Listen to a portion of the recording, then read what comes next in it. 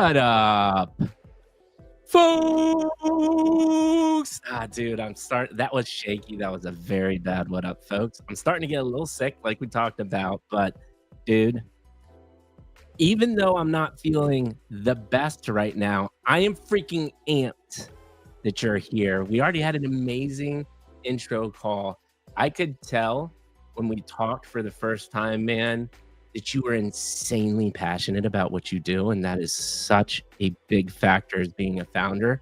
So, John, welcome to the show. Just as a heads up, you are muted.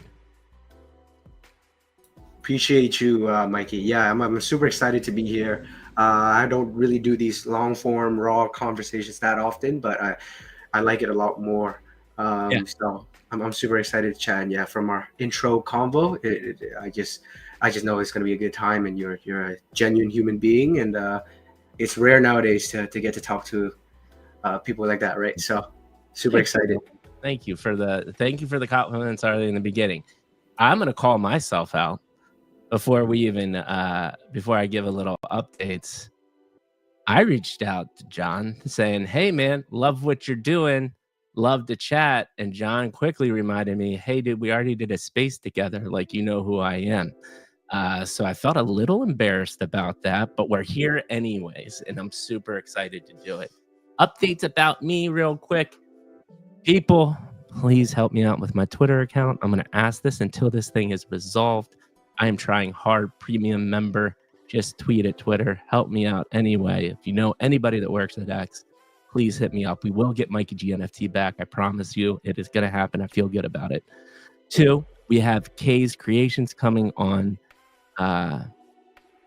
Friday. Exceed. Awesome, super great human being as well. Mo next week. He's doing some really interesting things in the space. And then Underdog, talking to them as well. And a plethora of other people, just not have a chance. That it's hard to find times, man. It really is just hard to find times when I have a busy schedule. And of course, most founders have a busy schedule. Those are a couple of the highlights of things that are coming up. But the most important thing is we need to get Mikey G NFT back. So if you are listening to this right now and you know somebody at Twitter, please, please, please help me out.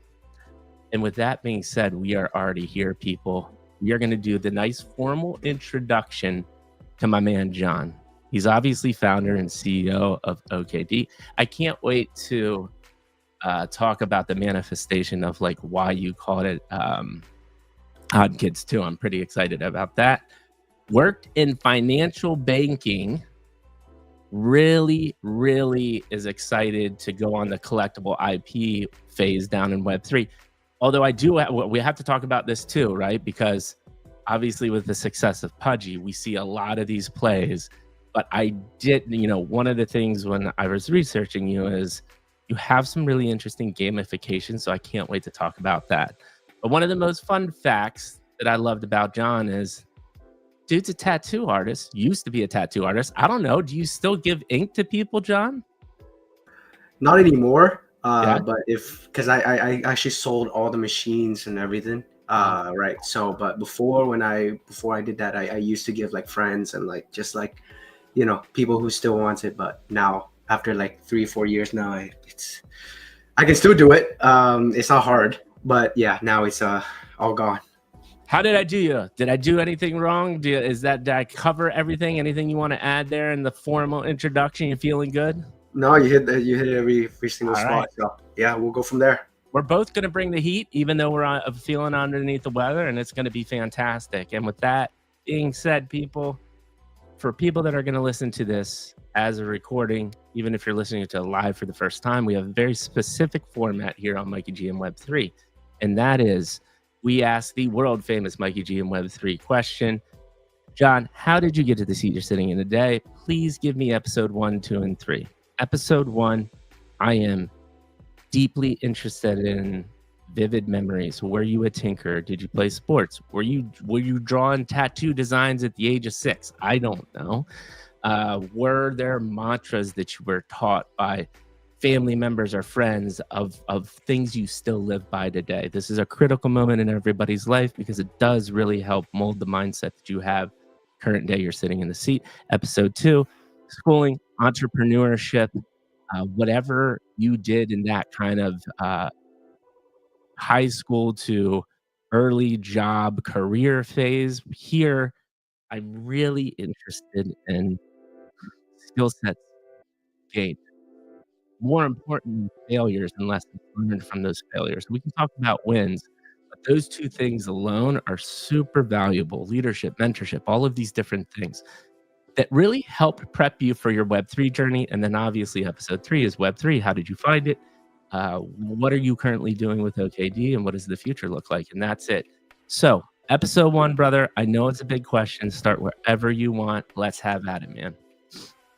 Yeah, so to kind of date back, right? I am actually, well, if you can't tell, I'm Asian. I'm Vietnamese. I actually immigrated to Canada at the age of 10. Wow. So many years ago. And so, it was a big kind of culture shock, right? And so throughout my whole high school and university, I went to school for psychology, just a little bit more of a background. And then, I really didn't really fit. I wouldn't say fit in, but I just didn't really like what I was doing. Psychology is a very good major. Like I still kind of use it to this day, but it just felt a little bit different, right? Right. And so, well, let's go back a little bit more high school. So my Yeah. high school life, I played a lot of sports, basketball, volleyball. So just were a very sports active in person. general. You were a sports person, but let's go back even more to that. Like, let's say, like in like elementary school, like the formative years when you're starting to learn, were you always into art? You're creating an IP. You're a tattoo artist. Like, what did that look like? What were you a tinkerer? Did you feel the inherent ability to be creative? Talk to me a little bit about that? Yeah, it's funny because like as like the typical kind of traditional Asian family, right? Art was never something where we were kind of encouraged as kids. Right. And so at like the age of I think 8, for as long as I could remember, I remember just like going really deep into graphic design, and that was kind of like my first entry into this whole creative world where I decided to pirate Photoshop at that during that time, Love it. pirate Adobe Illustrator, and then I just kind of went deep. I started creating banners, I started drawing, creating designs. And so as I kind of transitioned and I did more, either around the age of 9 or 10, I think, I did more drawing. And Yeah. that's when I really fell in love. But it was never something I focused on. I was more academic, right? Just to get into university, so on and so forth. So it was kind of like a different stage and different path of life. And then we can talk a little bit more, in episode 2 and how I transitioned into a tattoo artist. I think that's a little bit more interesting, Yeah. potentially. Oh, But no, yeah. no, you already gave me so many different things fascinating I'm interested in. Let's go down the graphic design rabbit hole because I went to design school. I was a graphic designer, and there's so many facets to graphic design. I think a lot of people interpret graphic design as art, as being an artist. I have a different opinion that like graphic design is really about type image relationship, conveying emotion, making sure you're getting it's visual communication is boils down to me. I like that. Talk to me about your evolution of understanding what graphic design meant to you specifically, because I think everybody has a different interpretation of that. Yeah, exactly. I think it's the visual communication between a picture and just like symbolism and everything together, bringing all those things together. But when I first started, it was mainly just, I didn't edit photos. Like, how like a lot of people, they start Photoshop and they edit photos. I started creating. So I went in and I started learning brushes, learning filters, learning effects. And then I self-taught everything to that whole journey, and I just kind of went down a rabbit hole just to figure out things. And so that's mainly how I started. So it's not so much editing, but it's more so creating graphics and creating using text, using brushes. So that's how I kind of found my journey, and then learning colors, putting things together, and then putting images together and stuff like that, right? So it sounds like you got the hard knock school of Photoshop and really like honing in on these programs. Question to you when it comes around graphic design and creativity.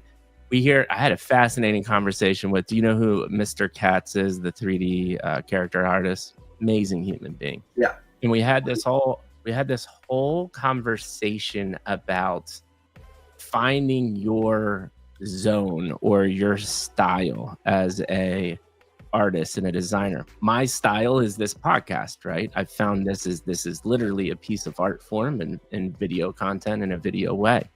Talk to me about that journey a little bit from a younger age as you're trying and finding and understanding what graphic design is. Were you going or attracted to any different styles, or were you just constantly in this big place of experimentation? I'd love to hear that.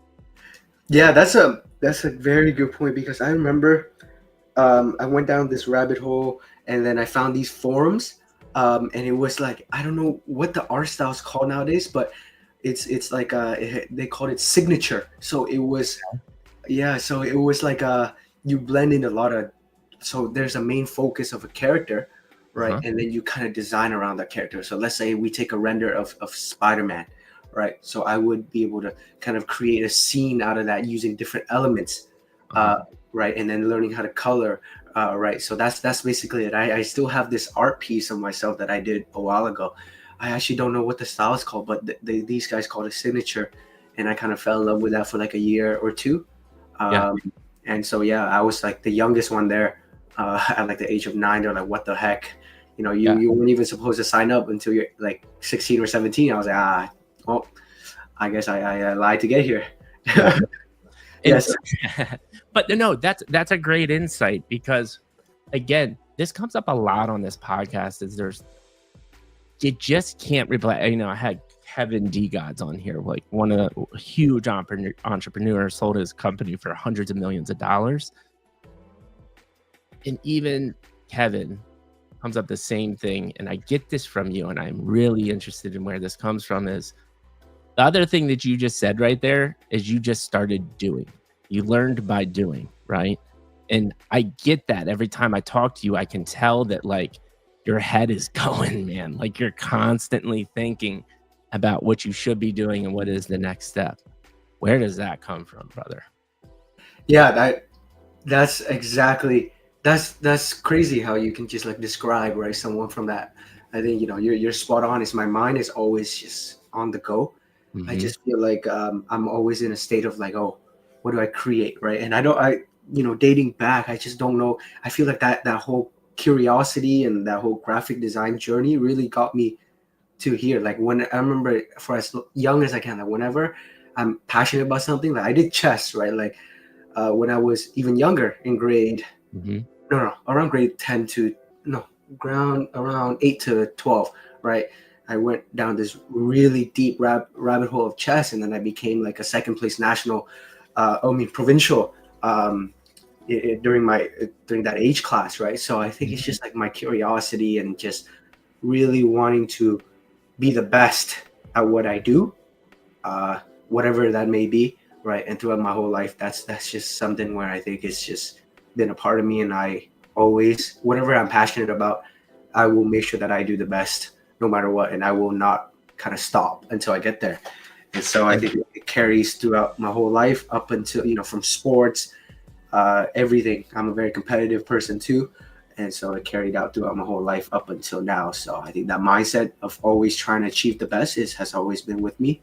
And the Yeah. curiosity has brought me here as well. So I Dude. like how you were able to kind of get there. Right. Dude, I can like I've experienced many people, and I can tell, I could just tell that about you. And that now the more fast, I think this is the most fascinating question that I always get to ask. Where does that come from? Is it, and you don't have to have an answer. I mean, not everybody has an answer for this, but does it, to break it down a little bit, is that just, you think, inherent? Does this instilled by your parents or people that surrounded you? Like, where do you think, or is it a balance of the two, or do you just not know and this is just how you felt like you've always been? Yeah, it's a weird question because I have a sibling, I have an older sister Uh-huh. who's, taking a little different approach in life, right? Right, right. So but my dad is it was always been a hustler. Like we grew up in Vietnam. We were never rich, all right. And my dad hustled his way, right, top class just to get a full scholarship to go Australia. and then found his way and brought his family over here to get a better life, Mhm. right? So I think definitely there is some DNA there Yeah. that I've copied, but for sure, yeah. So I think it's a mix of both, right? Yeah. Nurture, nature, a little bit of both, and I think it's the environment and how you want to approach life. Like even my sister, I think she could have gone down the same rabbit hole as me, but Mhm. she just kind of chose the other way, Yeah. So yeah, just No, a little bit of totally both. makes sense, and thank you for sharing that, man. And the next natural place to go about this is what's cool about what you've built is it allows you to get highly skilled at something because you go down these rabbit holes. What I am interested in, though, is I have my own take on this, and I won't tell you that after I get your take on is I think that skill set alone is not enough. I think combining it with passion is huge. What are your thoughts on passion and hard work? I think there's no luck. I think a lot of people think that a lot of entrepreneurs are successful, are potentially lucky.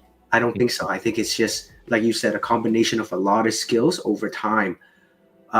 Right? You can't, to be able to sit in the seat that we both sit in.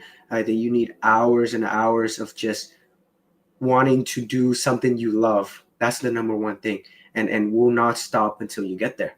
Mhm. I think that's the number one skill. And another thing, you mentioned is like leadership and everything else, right? Like those are skills that you can learn. But the number one thing is that you need to just kind of full send commit to this whole thing that you really love, right? Like for you, that would be midlife crisis, Yeah. right? You've been able to build this whole thing through the ups and the downs because of your relentlessness Yep. of and pursue of perfection, and you will never stop until the day you die. Like, Yes. yeah, Yeah. so I think that's just the same as well for me. Is I will not stop doing what I love and building OKD until I'm on my deathbed. Dude, I love it. And there's so many ways to go here because we can take it in so many. The luck question, I think, is interesting. There's I have very successful entrepreneurs on here that say luck is 100% part of it. I have people like yourself that say luck doesn't exist. I think I'm somewhere in between that you can increase your chances on luck if you work hard at something over a long period of time. I think that's where you're getting. Are you kind of more Yeah, in that side? I 100% agree with what you just said. Like I think it's a combination of both. You need to work hard over time, over a Mhm. period of time, right? And then the timing comes, and that's when the luck kind of comes in. But you don't get that unless you work so hard over such a uh, long time period, and you don't learn from your mistakes, right? And you don't improve, right? There's always walls that we run into, and entrepreneurs have to kind of smash through them every single day that you run into them. And so without that constant bang at the wall and going through them, you're never going to get to that point where you can get lucky in terms of timing, in terms of eyes, in terms of attention, whatever that may be.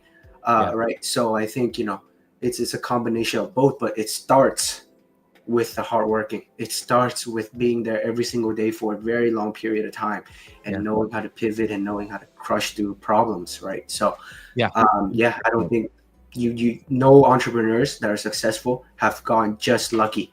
These guys work long hours, right? Like there's a lot of jokes where it's like you quit your 9 to 5 to do 9 to 9, Yeah. right? But yeah, Yeah. like sometimes I have meetings at 1 a.m. because my developers are on the other side of the world, Hmm. and a lot of people don't see that, they don't understand that. Yeah. That's and I'm not saying it as a complaint. I'm saying as like I love it. I Yeah. will wake up at 1 to 2 a.m. every day to do these meetings, Yeah. to make sure that things get moving, Because and it that's drives just you. where this passion, this drive for me comes in, right? Because I love it.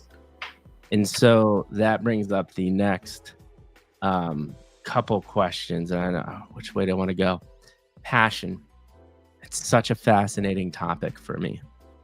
Did you think yours came from just trial and error? Because you've gone down this road of you were in graphic design, you were a tattoo artist, you did the financing, probably most likely because you were told you needed a secure job and you needed to get something uh, like a career, right?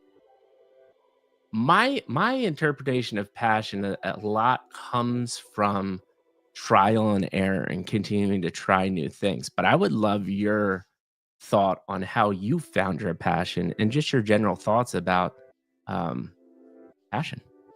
Yeah, it's honestly to the point of the tattooing part where I found my passion for designing and art and creation. And so, do we Mm. want to kind of jump ahead, or do you think? Let's talk about it because it took us there. Okay, yeah. So I think when I went to I did financial banking. I still love finance, right? I'm a big numbers guy as well. So that's where I thought my kind of path went, right? And I enjoyed every moment of that job, to be honest. But it was just like I felt like I'm more of a creator.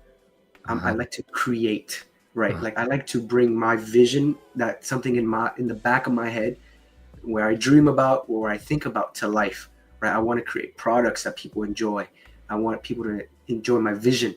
And so I think that passion came along when I was doing tattooing, when I was able to create like, an art piece. Then I put it on people and it's just like, well, that kind of clicked, mm, right? And it's just like, I'm bringing my vision to life through art, through creatives. And that's where I think I'm good at. Um, and so, that's where it all started. The that passion right there of creating things and bringing it to life. yes, yeah, and but my point about that is it just took you getting out of your comfort zone and trying something new. Or do you think this was just a culmination of these multiple, like you understood you like graphic design, you actually liked numbers, but then you end up at a tattoo artist and it all clicked? Do you have any other thoughts there of like what brought you to this place in your life where it clicked for you? Because I bring this up a lot in the sense that everyone has their own journey and some people go their whole lives, man, and it never clicks for them, right? And so, what I'm really interested here in this concept is your story is going to deeply resonate with somebody and it's going to help it click for them. So, do you have any thoughts there? And again, if you don't, totally cool. Yeah. To your point, I think it's just like from just being the freedom of being a tattoo artist. Like I got to just every day I woke up, right? Like I get to do things on my own terms. I get to talk to clients. I get to just create, right? I think that's when it really clicked. It's just like when I'm on my own journey, right? I enjoyed it so much more. Like I worked way more as a tattoo artist, but I just enjoyed it because I get to get this freedom of creation, no restriction, right? And I think that's when it kind of like that switch where it's just like, wow, this is where I need to be, where I belong, where I just create things for people to enjoy, and it serves a purpose, right? Mhm. Like people think that tattooing doesn't serve a purpose, but it does. It brings joy to people. It creates a beautiful, memories. There's people that get tattoo artists. I mean, get tattoo art of loved ones that have passed, right? So I think these things just kind of built up over time, where it's just like, wow, it clicked, This is it. Yeah, This is where I want to be. I need to create things, yeah, and so yeah, I that's love it. where I it love it, man, and I think what you said is really interesting, and that's again like this is your version of it. Is you went? It was the freedom and this like, and I talk about this a lot. Self awareness. You had this kind of like moment of clarity of I enjoy this because I have freedom. I'm finally found something that enables me to constantly and purely create things, right?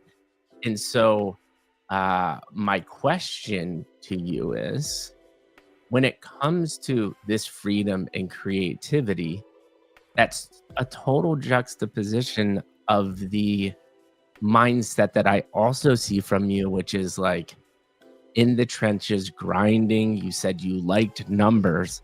How do you find that balance, and how do you find spaces to allow you to be creative? Yeah, that's a very interesting, like, kind of the juxtaposition you said, right? Like the contrast between the two, where numbers are very rigid, and it's not it's black and white. It's less in the gray, where creatives is gray, right? So I think, for me, when I approach art, I actually take the numbers approach. I'm very technical in a way where I look at when I judge art, and the way that I did tattooing, and same with, like, everything, as I use a lot of rules for myself, right? And making sure that proportions are correct. Like, I'm very strict on those things for myself as an artist, and then I kind of play around with the rest. So it's a good mix when I do art and creatives, where I don't really just free flow. Like, I'm not a abstract kind of artist. Right. Right? Like, I think a lot of abstract artists and concept artists, I'm not very good at that. Right? That's my weakness, is actually conceptualizing. But once I get that concept down and stuff, then I kind of go hard. So there are some structures to my the madness of creativity. Yeah, And dude. So see what we did here, man? We came for full circle. This is why we ask these questions, is because you just then spoke to what graphic design is in your own way. And I think this is great for the audience to hear, because I think the reason why your artwork is impactful and interesting is that you painstakingly think about color palettes, proportions, how the visuals are laid out in an interesting organization or pattern, right? And contrary to most people's belief about graphic design and art, is it actually can be incredibly meticulous. There's all of these different things that have very specific nuances that create these emotions and these impacts when you visually look at things. Does that vibe with you? I see a lot of yeses. yes, I think, colors. People, yeah, like the associations between colors and feelings are my favorite thing to kind of play around with. Yeah. So yeah, you're on point with that, and Yeah.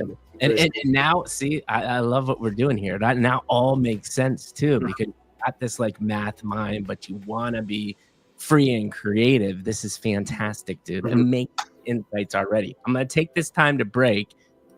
We got tons of people watching. Please come on over to Abstract, because it's way easier for me to chat and interact. I know a lot of you are chatting on X. It's just a nightmare to chat on their chat platform. And then two, the banner that is going by, we got a little surprise. We're giving away 2 whitelist spots. That is going to come after the show. I'm going to ask maybe about graphic design. I don't know. It could be anything. And I'm going to ask it on the Midlife account, because remember, Mikey G NFT got hacked, and you better DM Midlife account if you know how you can get a hold of a human for me at X, because I need Mikey G NFT back. So I'm just going to take that time to break that out. But come on over to Abstract so we can chat and I can integrate your questions in. This is another thing that I noticed, man. And I noticed this from the really good founders.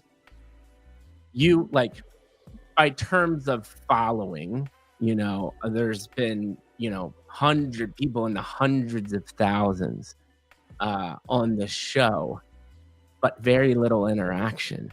Dude, the amount of people that are already commenting and interacting with the post based on what you built says so much about you.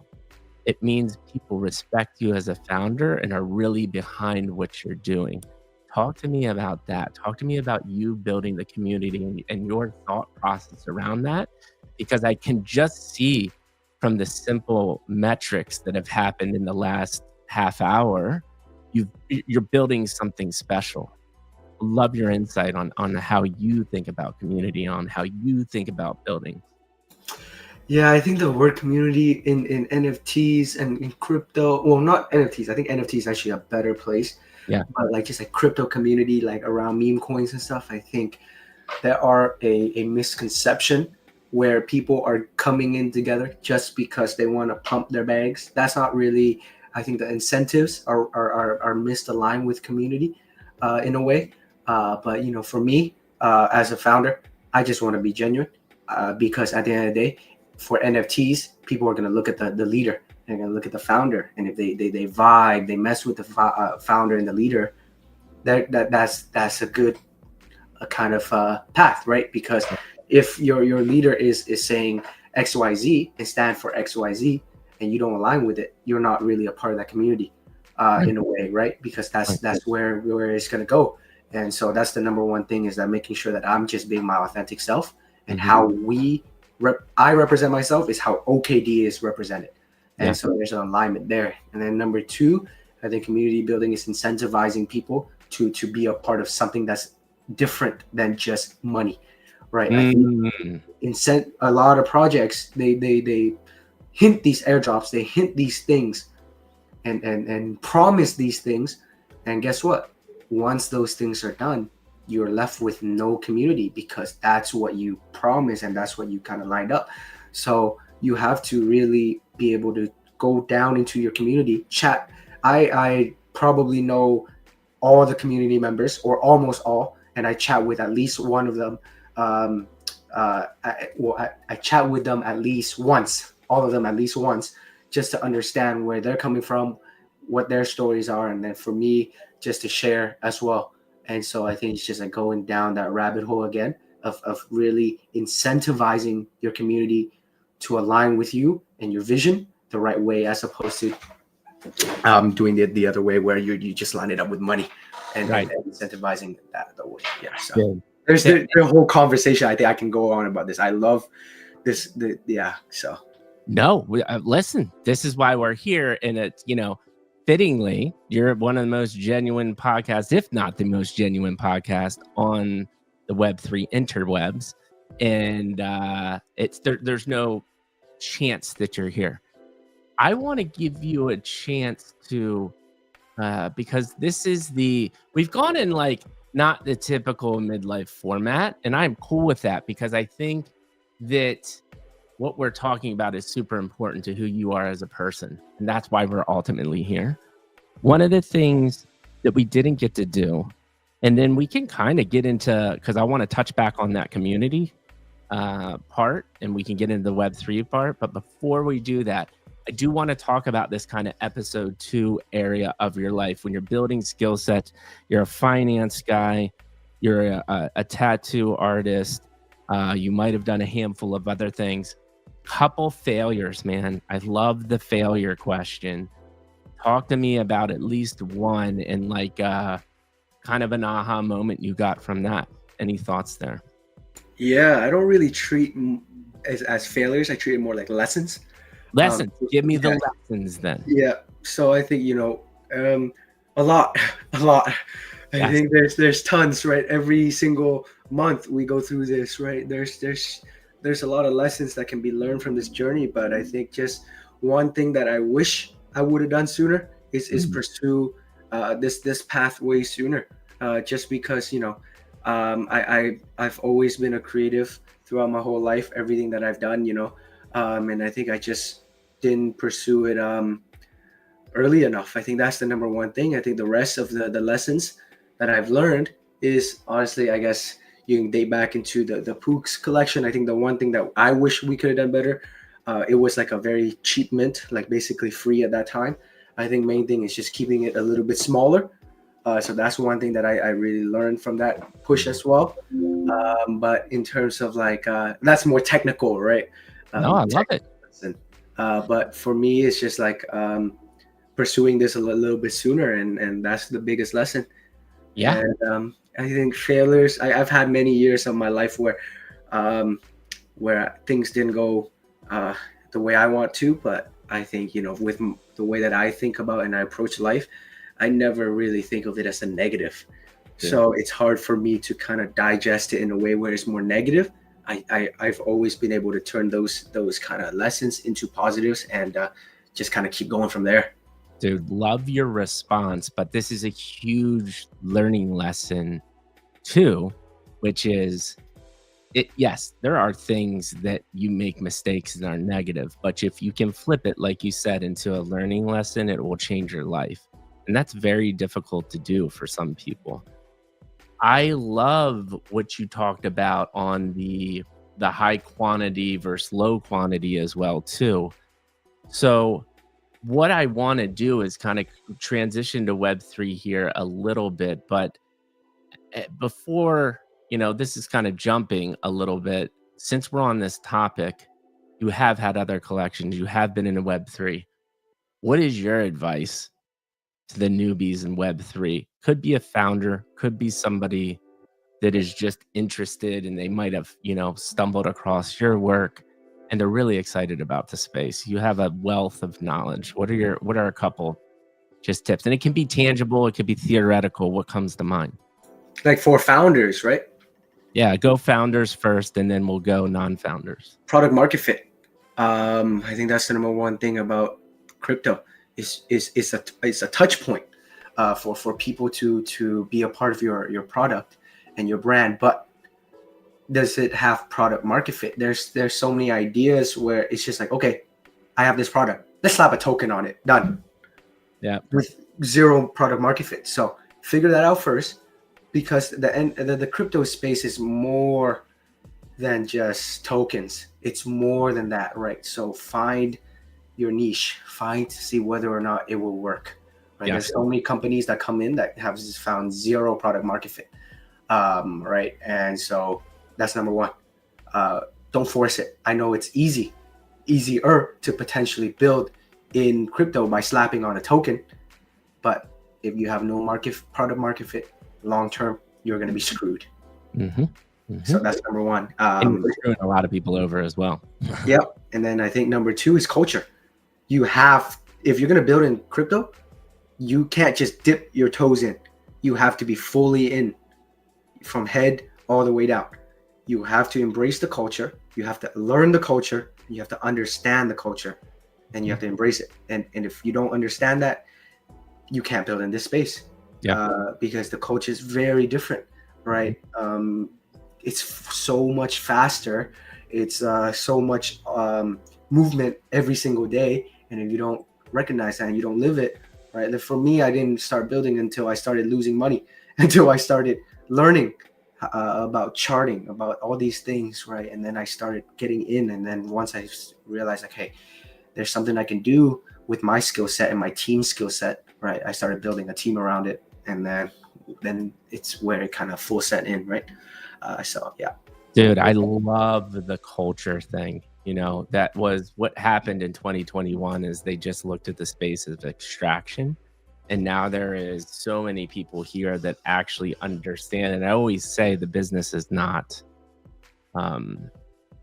back then the NFT was the business. Like they thought that was the business. And it's like an NFT is just a technology to make a good business, right? And so now people like yourself that have been around, people like myself that have been around, it's amazing to see the new entrepreneurs that are coming in to really try to utilize this space the way it was intended to be utilized, which is amazing. How about to the newbie, like the person that loves the culture? Is it just going down crypto Twitter? Because I'd argue crypto Twitter does more harm than good most of the time. Like what is culture, Web3 culture to you and somebody that's new to the space is trying to figure out getting their feet wet? Is it Discord? Is it just finding the right communities? Or is it all of the above? What is it to you? Yeah, as a newbie, it's so overwhelming. I'm going to be honest. When you see Twitter, there's like people trolling. There's people saying things that you don't even know if it's real or not. Right. As a newbie, I just remember myself, right? Like I believed everything. Right. And now obviously I can tell from the good and the bads just because I've experienced it. So I think it's just for the newbies, it's just finding and experiencing it, right? Like obviously try your best to look for the good actors, right? Find genuine people, look for content like Mikey right here to learn more about people, because when you sit in front of a camera, it's very different than people just tweeting, right? So find genuine people, follow them, and go down that path if you really align with them, right? Like some people really like the troll and crypto side of crypto Twitter, and that is a part of culture, the crypto Mhm. culture as well, in my opinion. And Mhm. so if you really like things like that, there's NFT projects that head down that way. There's NFT projects that promote more, anime style, right? So if you really mess with that, there's people there. And so there's communities for everything, and I think NFT is the best way to join a community, because yeah, then we can go down a whole rabbit hole with Yeah. that. But I I mean, love NFTs and communities as opposed to meme coins. I think meme coins are fun. It's a gambling casino. Like I love that aspect of it, but it's just another avenue. But you don't Mhm. build community from meme coins. You don't. Yeah. You just simply do not. And what I heard you say without saying it though is um, you have to accept people for what they are in the space, depending on what they like. Like, obviously, I'm not saying the grifter scammer people, they all need to go away for sure. But there are people that just like to shitpost, and there are people that are just loving meme coins. And what I'm getting at is I think you could spend far too much time trying to resist these things that you don't like. And I did that as well. Now reflecting back on it, saying like, I'm going to make the space better. I'm going to do everything. And it can become a very frustrating journey. And just you really got to just find your place in this whole craziness, right? And then embrace the place that you want to be in and go all in on it. Just go all in on it. Like, cuz that my podcast was that this is my version of do your own research. I'm going to talk to the people that are building, and you go ahead and make your judgment after we have this beautiful conversation. Like, that is my place, and I doubled down on that. So I love how you explain that. Let's get into the Web3 part in the sense of take me through the beginning journey, how you found it, what attracted you initially, and how that evolved into what we're also here to talk about today at OKD. Before we go on, I want to ask you something, because you touch on a very good point. Is you mentioned like how you were resisting, right? Mm-hmm. What made that switch for you? Because I've had that switch as well, where I've also had these moments where I'm like, oh my god, man, I if I'm in their positions, I would have done this so much better, Yeah. right? Like in a way, right? So I'll come on and hear where you Dude, you click too. it's a fantastic question. I think you might have a similar response. And the click for me was when I became a hate beast mod. I saw the bad, but then you get like this fire hose of bad. And it risks, and I've talked about this a lot on the show too, is when you go from like no one knows who you are to like, oh, it's Mikey G hate beast mod, and I'm one of 15 people, and there was 1 million people in that Discord server at the height, over 1 million. Yeah, probably 400,000 bots, but it was still probably the biggest Discord that'll ever be built in the space. And so you get all these opportunities, and you just see that all of these, when you're on the other side, right, and you're not just a consumer, you see how bad and toxic it is. And so instead of just like trying to be a megaphone about how shitty people can be in this space and it needs to change, I think this is what everybody is looking for, whether you're in or outside the spaces. Have self-reflection, figure out what you're good at, and then use that superpower for your mission and your narrative. And so that is what I did. I said, listen, people still say it to this day, and it's do your own research. But people, I'm gonna be controversial right here. Majority of people are lazy, man. You are lazy, and you won't even do your own research. And so how could I align what I believed in with, I think it's such a simple thing to do, but yet completely ignored, which was, okay, I'm going to use my clout to talk to the people that are building. And I'm not going to put my personal brand behind it and say, you should buy this project. I'm going to give you my genuine, honest opinion on how it went. And then you can make your own decision. And that felt right to me. And that once I had that kind of aha moment, it it made sense to me, and I felt like I found my place. And but that also leveled up to, and I think this is again, this aha moment, like you, did not come through serendipitously, like finding what I was my calling. Midlife Crisis, the original podcast that started, which was well, it wasn't even a podcast. My original thing was a stream, right? We had like a 6 to 10, almost got 10-page document of like our mantras and our mission statements. It just started off as like one-liners and sayings. And we siphoned it all the way down to bringing back the lost art of genuine human connection. As we get more connected, we're actually more disconnected than we've ever been before. Anxiety, depression, all of these things are out the roof. It's only going to get worse. And I am just deeply passionate about trying to make a change in that space. And then what I'm getting at is that took 6 months to go from that, through that whole exercise, down to one sentence. Lot of thought, a lot of conversations, and it was intentional. And then when that overarching mission clicked with how I could fit that mission in the space, then it all made sense to me.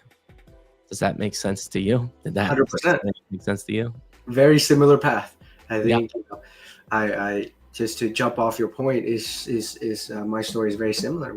I came into this space because I saw artists making money. Mhm. I was like, whoa, what is this, right? Logan Paul just bought this NFT for millions. I was like, what is this? It's on the news.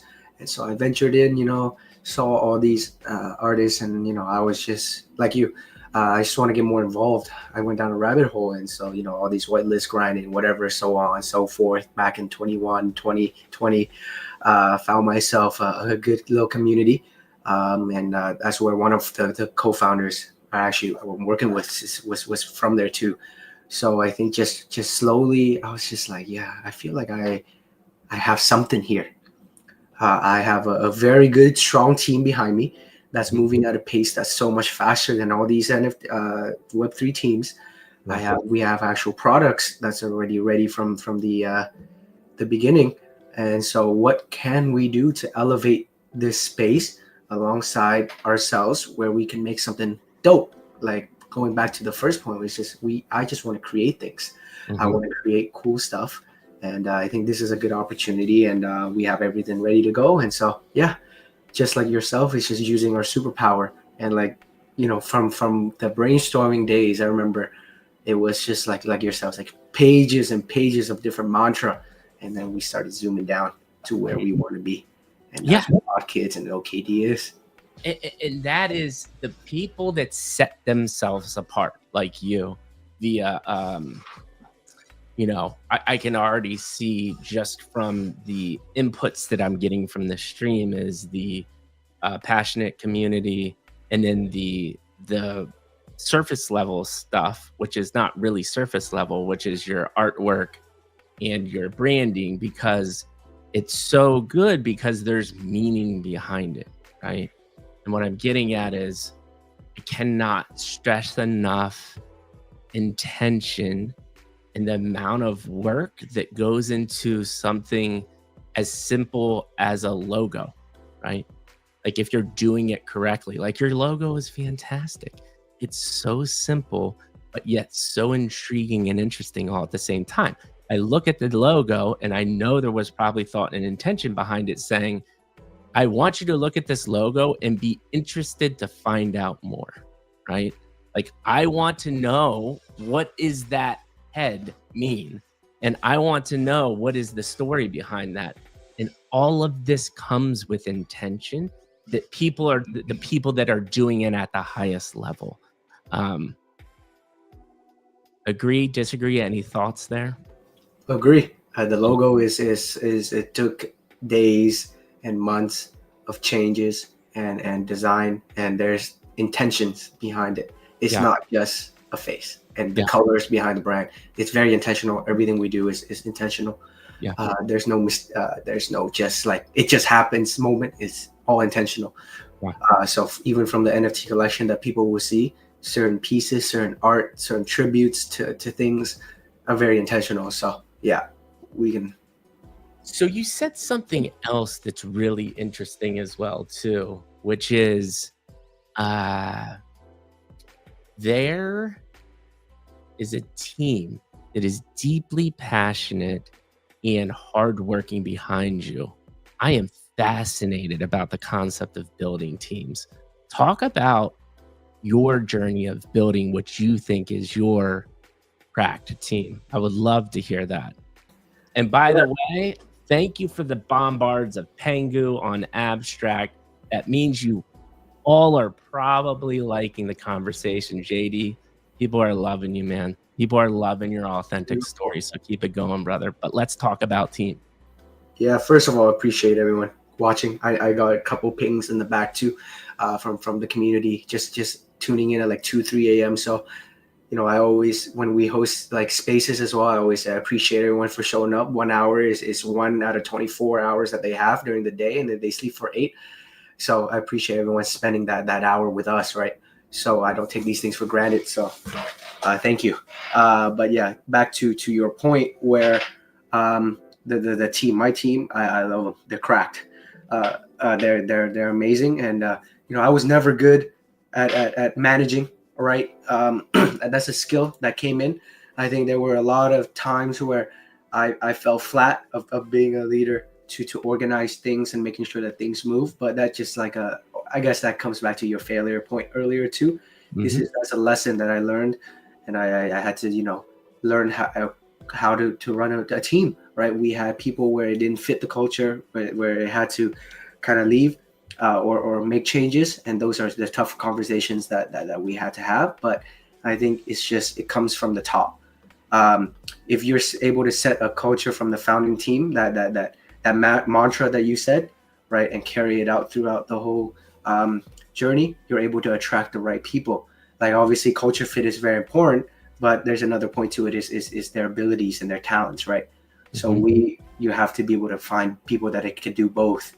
And so we're actually quite fortunate to have people that we hired from within the community, the talents from within. And when I think the culture fit part kind of solves itself when you're building a community, right? The Pooks community, the culture is already being built from that whole idea. So the culture fit, people who are already in, they kind of know already. They kind of know you. They kind of know the culture, and they kind of know that.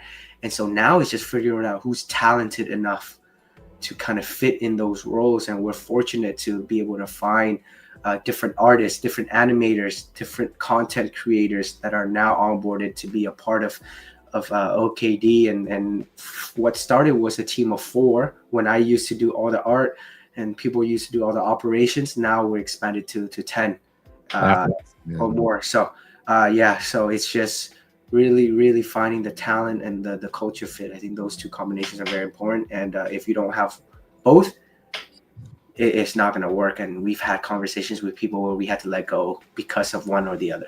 Yeah, for sure. And there's 2 easy questions from this awesome conversation is when you're hiring, uh, you only can pick one. What is the most important thing that you're looking for when you're trying to find a team member fit? Yeah, that's a tough one. One thing that I look for is I Have to pick what you think yeah, is the most important thing. I prioritize culture a little bit more than talent, Okay. from where we stand as a company, because I think culture is super important.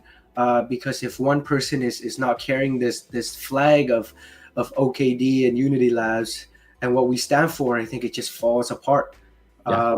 Because talent, we can find, uh, there's a lot of talented people, right? But if they don't carry that flag and on their back, I think it's just not going to be good. And also another thing I look for is going above and beyond. There have been people who have worked with us, that have just going above and beyond requirements, and Mhm. that's where I really appreciate, where it's just like, wow, these guys are passionate about what we're building to the point where they are actually going above and beyond too, right? And that's what I really value Yeah. as someone, right? Like not just doing things to do things, but doing things with a purpose and going above and beyond to exceed all sorts of expectations because they want to, not because they have to.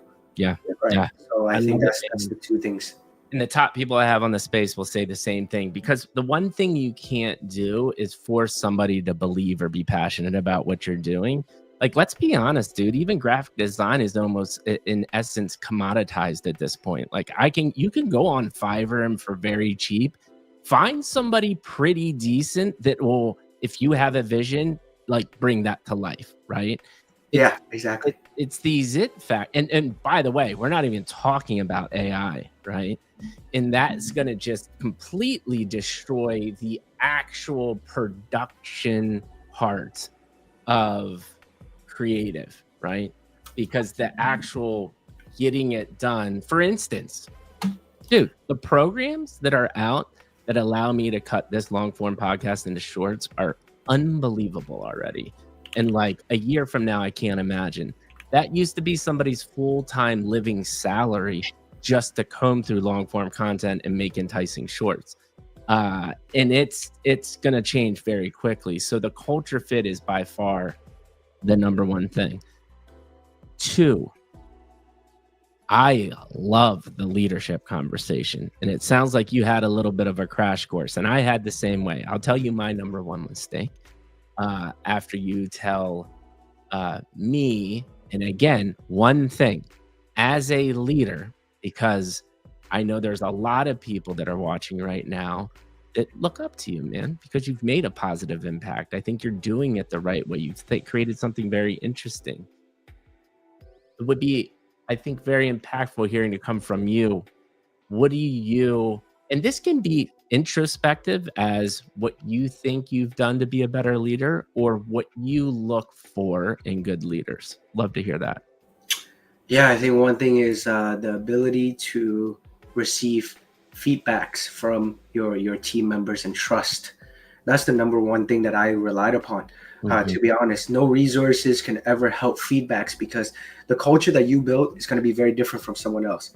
So if you listen to your team and the ability to kind of, humility, right? I think that's a very good skill set to have too. Is how, I've had sessions where I had to sit down and they tell me, hey, you're not doing this right, you're not doing this right, we would prefer you to do this.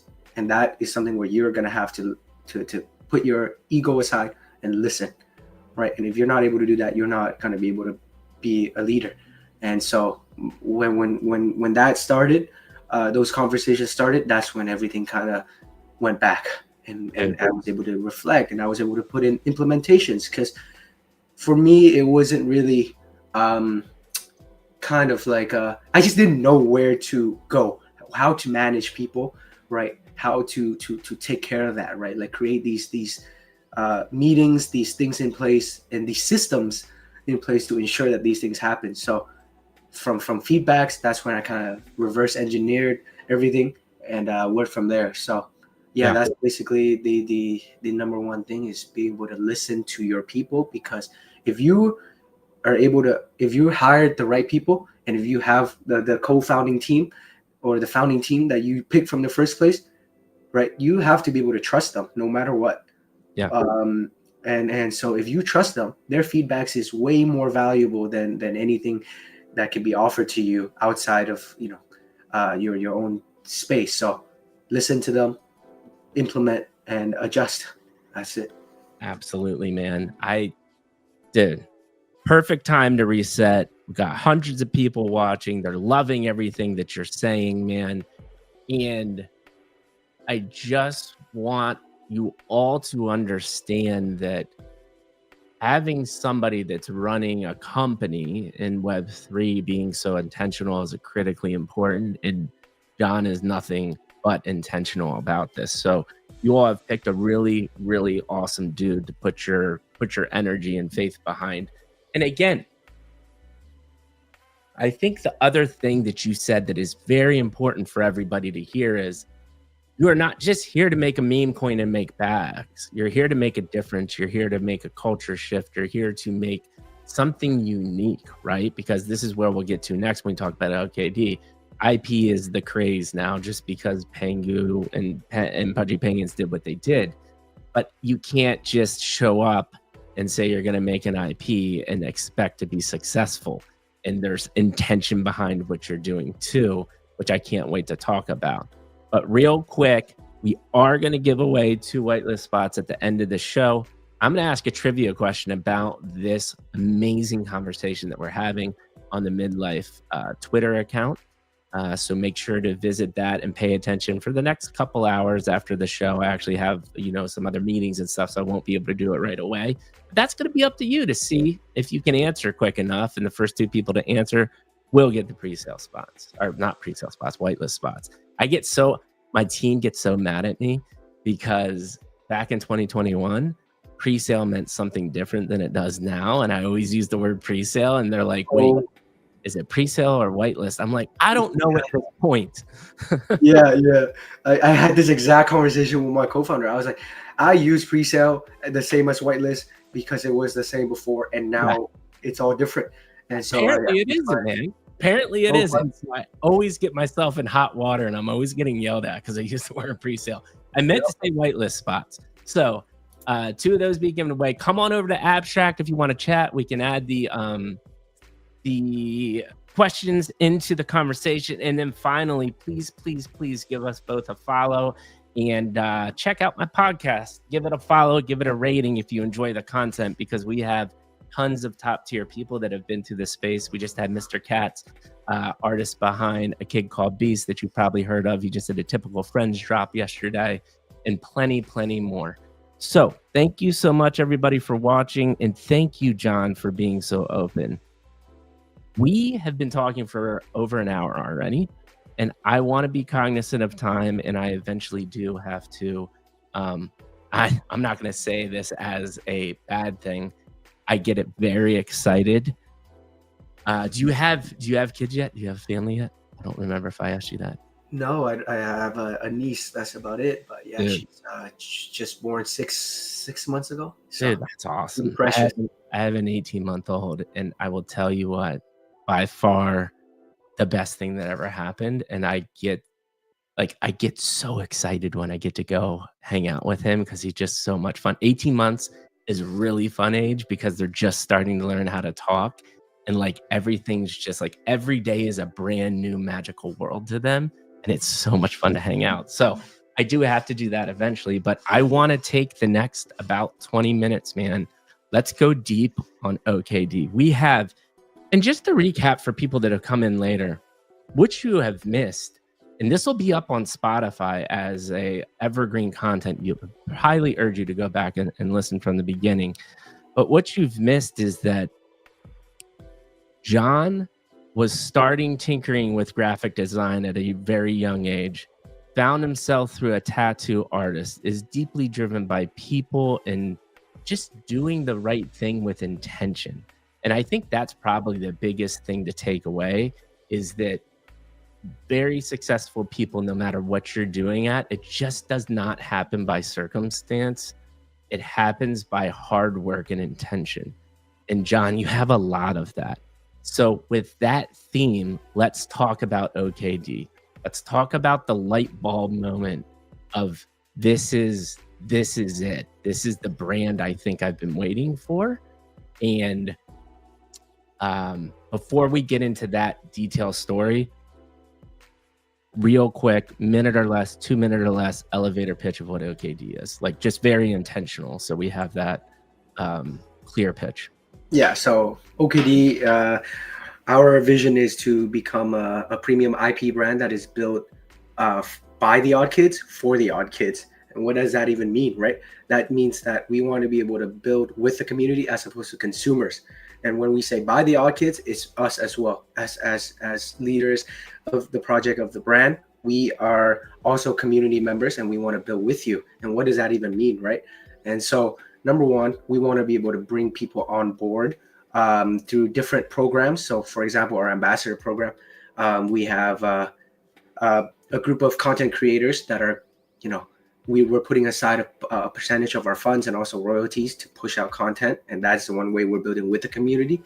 And number two is our art team. It actually came from the community as well. So I think that's one kind of step that we're kind of taking to fulfill our vision. And then another thing is how do we bring NFTs to the next level, right? So number one, we got to be able to bring NFTs as a collectible that will incentivize people to do something with it. I think that's something that was missing, right? It's like, what are these collectibles? Like, yeah, you could do it as collectibles, but let's bring it to another step. So I think for us, it's going down the avenue of IP licensing very heavily with our collectibles, physical collectibles, which I will kind of talk a little bit more. Is how do we get that to people's hands and their NFTs? So number one is licensing. We're going to be using characters and people's art NFTs to license and create toys out of them. And what we're going to do is give back a percentage of the sales from those toys. And that is one way where it aligns with the community, where your NFT, your piece of art, is going to be promoted through different social medias, through different product line, and you will get a cut from the piece of the pie. And I think that's something where a lot of projects don't tap into. Pudgy's starting to do it, but I think they can speed it up a little bit more. But yeah, I love their model, and we're going to try to do something very similar to that. Yep. And so this is the tough question then, right? Pudgy's is doing it, right? Yeah. They crafted a brand where, and I've had this with a couple, dude, my wife has used a Pudgy Penguin meme. She has no everyone, right? Yeah. And so they're doing it. You know, there are penguin holders that are getting revenue. That can't be your selling proposition, right? So what are your differentiators? I actually can already talk to those just by this simple conversation, but it obviously needs to come from the man, the myth, the legend. I would love to hear what you think your differentiators are. Yeah, so to be honest, there's always the question of like, how different are you from Pudgy Penguins? And I always answer this question first by saying it's a different demographic and a different type of people that we're catering to. Pudgy Penguins have their own experiences, their own people that enjoy those experiences. And for us, it's heading down a different path. We want to go a little bit more premium. We want to go down the path where it's a little bit more adult, right? Who wants to who feels like they're always a kid again, right? That's the whole Odd Kids brand, right? And so yes, there are differences, but they're also very similar business models for Pudgies, right? And so we're taking a very similar approach to them in terms of business models, but in terms of the culture, the brand vibes, and everything, that's the differentiator between the two. And I think the way that Pudgies are doing it are very proper. They're taking the right ways to create products to get into people's hands and to go through many touch points. And I think our biggest differentiators to not just Pudgies, but to the rest of the newer projects is that we're way ahead of them. We are steps ahead, and we're matching the steps of projects that are top 10, top 15 in this spaces. So I think that is our biggest differentiators from the new projects. But from the OGs and like the Chimpers, the Pudgies, I think they're way ahead of us still, and that's just the honest truth, right? Like we cannot compare to where Pudgies and Luca are yet, but we're taking the route, and we're growing at a speed that will get us way faster than all these new projects that are coming out, right? Because we have already done it, and we have results. We have toys coming. There's a lot of projects that are promising collectibles. Okay, you're gonna wait a year. For us, you're waiting another month. And you're getting it in your hands. And then the next 3 months from that, we're getting it to Web2 consumers. Projects promise that they're going to do content. We already have millions of views and likes on social medias, which means that people already like our IP. People already like our content. Right? So we're not just, the thing for us is that we just didn't want to promise. We want to just tell people what we're doing and then just execute on that. Right. Yeah. No, I love it, man. And so here's the thing and I think the thing that you said the most is your target market is a little bit different. Now, yes, I know you have to attract Web 2 if you want to go big mainstream, in the sense that that's where you're going to get the eyeballs. And I would love to hear from you what your IP means, because obviously Pudgy Penguin made it very clear they were going to own the cute meta, right? Like that is what they went for. I don't get that from the artwork that I see from you. Yes, it can be a little cute, but there's also a little bit of edge to it with what I see too. So describe what I'm seeing in your own words. And the fact that you're shaking your head and these are the feelings that I'm getting means that you're actually effectively doing what you're trying to do. Yep, exactly. I think for us is adding a little bit of edge and just be lighthearted. I think our target and our demographic is just people from the age of 18 all the way to 40, and that whole life there of struggling and just not fitting in and just being odd, right? Like that's where I came from, where I didn't really feel like I fit in with a lot of things that I did, which made this prompt of changing. And we want to be able to inspire that whole mantra of being a kid again, of being this odd kid again through our content, and have a little bit of fun in the edge of it with these two characters that you guys see across social media. So you touch it right there. It's just like we're not really like the we don't want to be the cutesy type of content. We want to have a little bit of edge, a little bit of fun, troll, and just remind people like, hey, it's okay to be that odd kid again. It's okay. It doesn't matter how old you get. Just go for it. Like the age across our team right now is from like 18 all the way to like 35, right? Exactly what our demographics are. And so I think it's never too late or it's never too early to do the things that we preach. And so through our content and through our experiences and through our products, you're able to experience that. Like I think Pudgy's going down the Walmart route, right? We can go down that route too. We have direct connections to retails, but we're not because it doesn't really speak to our mantra, right? And so we're doing everything with a purpose, like I kind of mentioned earlier. So no, and again, there's intention behind it. What I think is interesting though too is you've kind of played a little bit with the cute meta, but then have the edge too, which I think is pretty cool. I'm assuming that was intentional because that does help you broaden the audience a little bit, which is great. So let's do this, man. We have been talking for well over an hour at this point. I've gotten to know you really, really well. I've really enjoyed the conversation. I want to give you time to talk about the future next 3 to 6 months. Obviously, don't overshare. That's always a mistake some founders make. And then I'll ask you one final question that I ask every guest. I'll give you my final comments and we'll kind of wind it down and call it a day. So 6 months of like OKD, right? Yeah. Next 3. So number one is minting. That's the immediate, like it's coming really soon. And then number 2 is getting our toys, our collectibles, our vinyl collectibles to our holders for free, so that people can get it in their hands and feel it. And then number 3, in 6 months, we want to be able to get our second collection out and brand it to the masses. And obviously with all the touch points and all the content in between.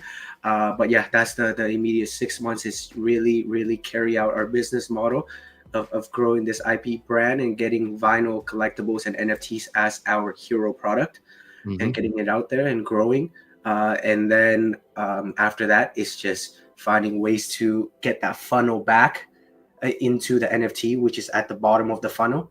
So we're growing from the top all the way down again, and then just funneling everything back into the NFT and our holders, and the exclusivity of it, the experiences, and everything that comes with being a digital IP brand. So that is the immediate goal, and we have a lot of things kind of ready to go. But like you said, I don't want to overshare. But I'm just super excited. I'm gonna be honest, because like there are so many projects I speak with where they just have ideas still, and they were able to raise millions and millions of dollars, where we're not even going to be minting for that. And because we know our abilities don't come from NFTs, our abilities to grow as a brand will come from the masses and the consumer side, and then that's where everything funnels back into the NFT. And I love it, man. And I think your answers are right. One question that I want to ask before I ask my closing question is, you talked about creators. In my head, with the brand that I'm seeing went to sharing revenue with creators that are either animators or designers. How about a creator like myself that is a video kind of content creator? Who do you think, who is included in your creator ecosystem? I think creators are a broad term. For example, one of our creators is actually mainly doing spaces and really spreading their brand. So I think, and another one is mainly growing their page to live stream. And Mm, another creator is more so on the community end, where he's talking to a bunch of our community members and making sure that things are good to go, and then helping them create content, so on and so forth. So there's many ways, I think, to approach this. That's why we call it the ambassador program as opposed to the content creator. And so I think it's just people who are deeply passionate about OKD, that have skill sets that are able to grow the brand and be ambassadors. So mm, I think, for me, it's not so much where I don't have strict requirements, and we don't, as well as the team. But if you have skill sets that we think can fit, we're gonna look. Like, I reach out. Like, we don't have a hiring page. I reach out to all yeah, these guys, and we kind of onboard them. So obviously we have to get the mint out first and see who's passionate, because those guys were deeply passionate about the community, and that's why they were onboarded in the first place. yeah, yeah. And their talents, and they are going above and beyond every single requirements that's part of their contract, Yeah. which is something where I'm super happy. And so, yeah, Same. like yourself, for example, just be a part of the community. If you're ever passionate about OKD, the doors are always open down the road. And Yeah. yeah, we do everything back into NFT. That's the bottom of the funnel. That's where Mhm. our core is. And so a lot of people lose that sense, or a lot of projects where they start expanding and they forget where the bottom of the funnel is, right? So Pudgies do a very good job at this, by the way, of Yeah. knowing where the bottom funnel is. So yeah. Yeah, but here's the difference. And I've heard really successful founders say what I think is actually the wrong way to say it. They say, we're here to help enable the community. What I am hearing from you is you're there to help support the community and be their best, which is, it sounds kind of similar, but it's nuanced in the way that you're not putting the onus on the community as much. You're there as a collaborator, which is huge, right? And I think that you're looking at that at the right angle, and I think it's a huge miss by a lot of founders. So props to you on that. And I loved your answer in the sense that it's not one person too, but the fact that you're the one reaching out, you're the one that has making them sign contracts, and actually, again, what we've talked about this whole time, have some intention behind it. So, dude, thank Yeah, you exactly. so much for the conversation. Last question, my final thoughts, and we'll call it a day. Last question is this. I ask it for everybody. We've been on a space together. You've done hundreds of spaces. You've listened to thousands, probably. Not even know if you've been on a podcast yet. Maybe this was your first podcast, but I want your honest, raw, unfiltered opinion on how you think today in Mike G and Web3 went. Yeah, this was my worst podcast of all time. I'm just kidding. But yeah, honestly, I love raw form content conversations. I do this with people without like podcasts, just to get to know people. But these are very important, in my opinion. Like you said at the very beginning, is like the more we are connected, the more we are disconnected somehow, Mhm, which mhm, is weird, right? So that concept is dope. And I think having these sit downs not only allows creators to connect with each other, like myself and you, but it also allows a broader group of people watching us to really connect with one another. And really, I hope just to out of this, I just hope to that we today inspired one person to do the same. That's it, right? That's the goal for me today, is one person that really resonated with our conversation. Just go out there and just do the same to another, and it will start a chain of reaction. And so, yeah, I love these podcasts. I love your podcast.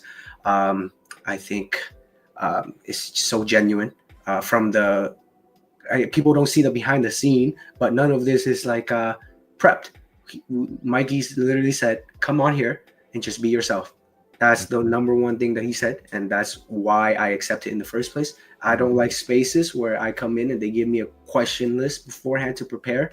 It just ruins the whole point. And so, yeah, that's my kind of final comment and feedback. I love it.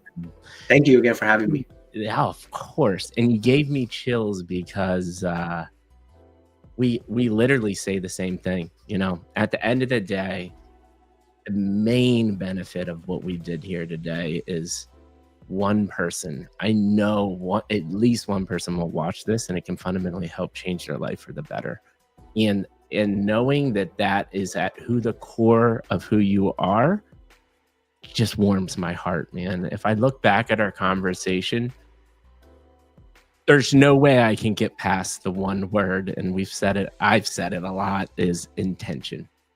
I just need to stress to the audience, when you find people like John as a founder that is really intentional about what they're doing, that is such I think you all would be blown away with the amount of conversations I have with people that you might think on paper have it all together, but don't have much intention, and they're just trying to figure it out. Not saying that I have it figured out or John has it figured out. I don't think any of us have it figured out, but there's a difference between getting excited about an idea and intentionally trying to execute at the highest level on that idea. And that's what I get from you, all the way down to your PFPs and your logos and all of the different artwork that I've seen. And even the way that you responded to my questions, I could tell that you had thought deeply about many of these aspects. And that's what you really, really want from somebody that's leading a project. And then I also, which is cool too, is you said it without saying it, which was, we're not for everybody, right? Like, yeah, we want to build a good Web2 brand. We want to build a big business, but we want you to be a part and love what we do. And that is my call from, I'm sure John will mimic this as well. If OKD resonates with you, come research, come hang out and see if it is right for you. But if it isn't, that's okay. And I think the biggest urge for everybody that's in Web3 or even outside of Web3, you just got to be very, very relentless on finding what works for you. Because I don't think anybody can get to the end goal and intention like John has without really having the introspection about what drives you and what makes you passionate. But I know for one thing, if you feel like you're an odd kid and you vibe with this conversation, OKD is the place you want to be, for sure, 100%. So the last thing I say to every guest, and I mean it to you too, is I know how busy you are. I've seen your brain going and how all the things that you have to do. And you just spent almost an hour and a half with me, and that means the world to me. So thank you from the bottom of my heart. And I like I said, friendship is born, brother. I can't wait for our follow-up call, and I can't wait to actually help you out. And you're one of the few founders that said, super excited for the shorts because you're actually going to utilize them. Oh, trust me. I can't wait for you to utilize my shorts for once because nobody does. I don't get it. Dude, this is just the beginning, and I'm so amped. So thank you. Thank you Thank you so much as well. And yeah, the pleasure is mine. I've had a lot of fun. I wish we could go on for another hour, to be honest. But yeah, first of many, man. We're definitely going to figure out how we can continue to make some content together, because I love the brand you're building. And with that being said, you have just hit with the third straight podcast of the week with Mikey G. I am back on Friday with Exceed from K's Creations. It's going to be another banger conversation. We love you all. John and Mikey G are out.